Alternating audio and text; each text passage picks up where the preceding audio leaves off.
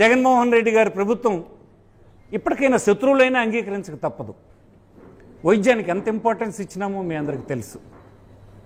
ఒక డాక్టర్ స్వయంగా ఊరొచ్చి పేషెంట్ని కలిసేటువంటి సిస్టమ్ తీసుకొచ్చాం.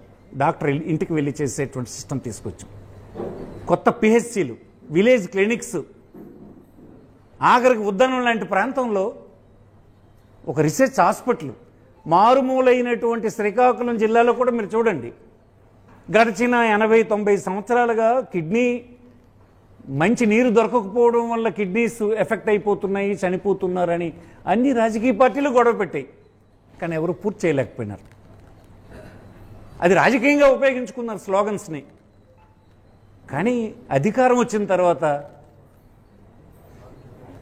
ఈ కిడ్నీస్ పాడవడానికి కారణమైనటువంటి మంచినీరుని తేవడం అనేది ఒకటైతే, వచ్చినటువంటి వారికి వైద్యం చేయించి ఆదుకోవడం ఇంకోటిగా 2 పథకాల్ని తీసుకురావడం జరిగింది. ఈ జిల్లాలో తీసుకోండి. పోనీ మన కళ్ళెదురుగా మనం చూసాం. 800 కోట్ల రూపాయలు ఇచ్చి హిరమండలో నుంచి రిజర్వాయర్ నుంచి నీరు తీసుకుపోయి సర్ఫేస్ వాటర్ అందించే కార్యక్రమం చేసి గ్రౌండ్ వాటర్ని తాకకుండా నిలువరించగలిసి వాడి కిడ్నీ పాడవకుండా నిలపగలిసినాం. ఒక 100 కోట్లు పెట్టి పలాసలో ఒక రీసెర్చ్ హాస్పిటల్ని శాంక్షన్ ఇచ్చి నిర్మాణం చేసి ఓపెనింగ్ చేసి ఈవేళ వైద్యం అందించేటువంటి ప్రయత్నం జరుగుతుందంటే అది జగన్మోహన్ రెడ్డి గారి ప్రభుత్వం వల్లనే, మేమున్నటువంటి ప్రభుత్వ కాలంలోనే చేసినామని మీకు మనవి చేస్తుంది. మీరు ఏం చేశారు చెప్పండి? వైద్యానికి సంబంధించి మీరు ఏం చేశారు? గడిచిన 5 సంవత్సరాల కాలం మీ ప్రభుత్వం ఉంది, తెలుగుదేశం ప్రభుత్వం ఉంది కదా. ఒక్క మెడికల్ కళాశాల ఎక్కడైనా ప్రభుత్వ వైద్యం కింద తెచ్చారా? 17 కళాశాలలు వైద్యంలో వస్తే ఇంటిల్లిపాది వైద్యులు ప్రతి గ్రామంలోనూ అందుబాటులోకి వచ్చే పరిస్థితి వస్తే, ప్రతి ప్రజలకి ఒక వైద్యుడు ఆ కుటుంబాల్లోనే ఉండేటువంటి పరిస్థితి వస్తే అది సమాజానికి అవసరమా? అలాంటి పరిస్థితులు రాకుండా మీరు అడ్డుకునేటువంటి ప్రయత్నం అవసరమా చెప్పండి?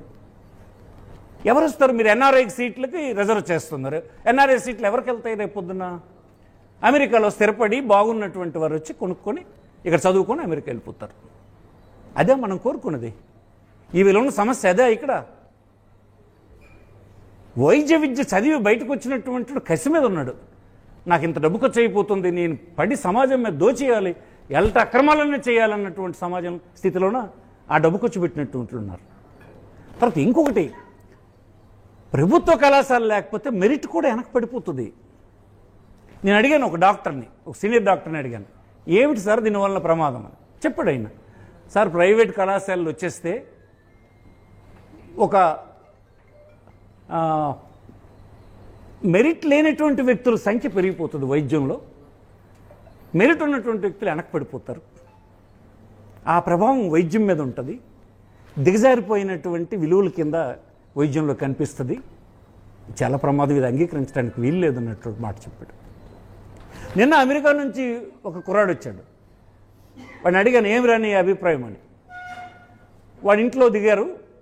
వాడు 3 సంవత్సరాల తర్వాత ఊరు వచ్చాడు. వాడి క్లాస్మేట్స్ని అందరినీ పిలిచి కూర్చోబెట్టి మాట్లాడారట వాళ్ళు ఈ విషయం. ఏ ఒక్కరూ దాన్ని అంగీకరించడం లేదు. నేను ఇంకొక కుటుంబానికి పరామర్శకు వెళ్ళాను నిన్న. ఇంటిల్లి 10 పని చేసుకున్నటువంటి ఒక చిన్న బ్యాక్వర్డ్ క్లాస్ కుటుంబం, అత్యంత బ్యాక్వర్డ్ క్లాస్ కుటుంబం. చిన్న వైద్యానికి ఆయనకి 4 లక్షల రూపాయలు వైద్యం అయిందట. ఇంక ఇప్పటికీ అతని సమస్య పరిష్కారం అవ్వలేదు. ఇప్పుడు వైద్యం చేయించాలంటే బెదిరిపోతున్నారు. 4 సంవత్సరాలు వాళ్ళు సంపాదించి మిగిలించుకున్న డబ్బుని ఒక చిన్న వైద్యానికి పీకేస్తే, అది మనం చూస్తూ తప్పలు కొడితే చేసుకోండి అని ప్రభుత్వమే దాన్ని ఎంకరేజ్ చేస్తే, వాళ్ళకి భూములు ఇచ్చి హాస్పిటల్ ఇచ్చి మీరు దోపిడీ చేసుకోండి ప్రజలని చెప్తే ఎక్కడ పోవాలి? ఇక్కడ ఈ సామాన్యమైన కుటుంబాల ఆరోగ్యం ఏమైనట్టు? వాళ్ళకి గతి లేదా ఈ రాష్ట్రంలో? ఈ విధానాలు ఇంత ప్రమాదం ఉన్నాయని మనం చేస్తున్నాను. నేను ఒక మంచి డాక్టర్ని మీరు తయారు చేయకపోతే తరువాత అతని నుంచి మంచి వైద్యం ఎలా ఎక్స్పెక్ట్ చేస్తాం? విలువలతో కూడిన వైద్యం మనం ఎలా ఎక్స్పెక్ట్ చేస్తాం? ఇది ప్రభుత్వాలకి, ఇది ఇతర విషయాలు లాంటిది కాదు. ఇది భారమైన ప్రభుత్వం భరించాల్సిన అవసరం ఉంది.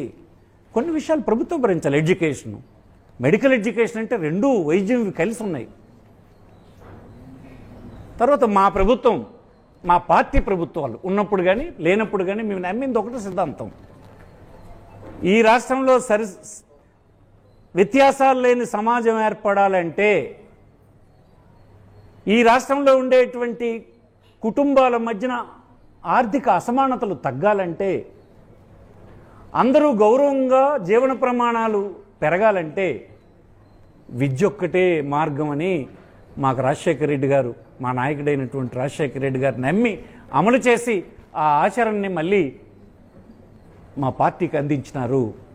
దాన్ని మేము కొనసాగిస్తాము, దానికోసం పోరాటం చేస్తాము, ప్రజల్ని ఎడ్యుకేట్ చేస్తాము, ఉద్యమాలు చేస్తాము, ఈ ప్రభుత్వం చేసిన విధానాల్ని అడ్డుకుంటాము.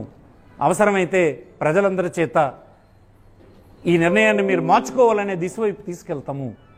ఇదంతా నేను విజ్ఞప్తి చేసేది ఏంటంటే, పెద్ద ఎత్తున పౌరులు ప్రభుత్వాన్ని నచ్చజెప్పే పని చేయాలని, ఆ మాయమాటల్లో పడొద్దని.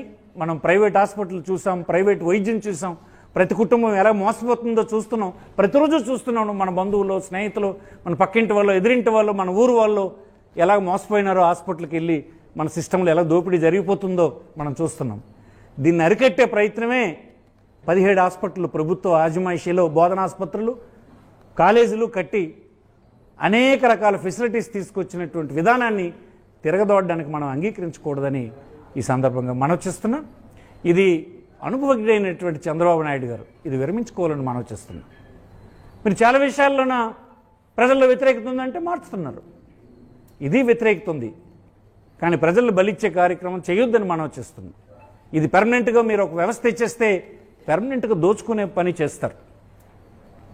అందుకోసం దీన్ని మేము ఎంత మాత్రం మా పార్టీ తరఫున మేము అంగీకరించాం, దీన్ని వ్యతిరేకిస్తాం, యాజిటేట్ చేస్తాం. మా విధానం అందరికీ, పేదవాడికి తన పేదరికం అడ్డు కాకుండా చదువు ఉండాలి. అయ్యో నేను పేదవాడును, ఈ రాష్ట్రంలో నేను వైద్య విద్య చదువుకోలేను, ఆ చదువుకోలేను అనే మాటే ఉండకూడదు. కట్టిక పేదరికం ఉన్నా చదువుకోవడానికి మాత్రం మాకు ప్రభుత్వం ఉంది అనేటువంటి విధానాన్నే మేము అవలంబిస్తాం. దానికోసమే ఎవరు వ్యతిరేకించినా మేము పోరాటం చేస్తాం. మా విధానంలో మార్పు ఉండదు, మీ విధానాన్ని మార్చుకోమని విజ్ఞప్తి చేస్తున్నాం. సెలవు. పీపీపీ అంటే ప్రైవేట్ పరం కాదంటే చంద్రబాబు అసెంబ్లీలో మాట్లాడుతున్నారు. దానిపై ఓన్లీ ప్రతిపక్షాలు రాద్ధాంతం చేస్తున్నాయి. ఇది ప్రైవేట్ ఇవ్వడం కాదు, పీపీపీ అంటే తెలుసుకోవాలి ముందు అంటూ కూడా చెప్తారు. ఆయన దీంట్లో కాంట్రడిక్షన్ ఉంది కదా, మేము భరించలేము అని అంటున్నారు. అంటే ఏమిటి భరించలేరు? పీపీపీ ఏదట పేరు పెట్టినాయి, మేము భరించలేము, ఇవన్నీ చేయలేము అని అంటున్నారు కదా. అంటే ఏంటి? ఈ భరించలేని మొత్తాన్ని ఎవరి దగ్గర వసూలు చేయమని మీరు ఇతరులకు ఇస్తున్నారు? ఏ పేరైతే ఎందుకు ప్రజలకి? నువ్వు చేస్తున్నటువంటి విధానం వలన దాని రిప్రికేషన్స్ ఏంటి? నేను భరించలేని మొత్తం నువ్వు ఎవరి దగ్గర నుంచి భరించమని చెప్తున్నావు వాళ్ళకి?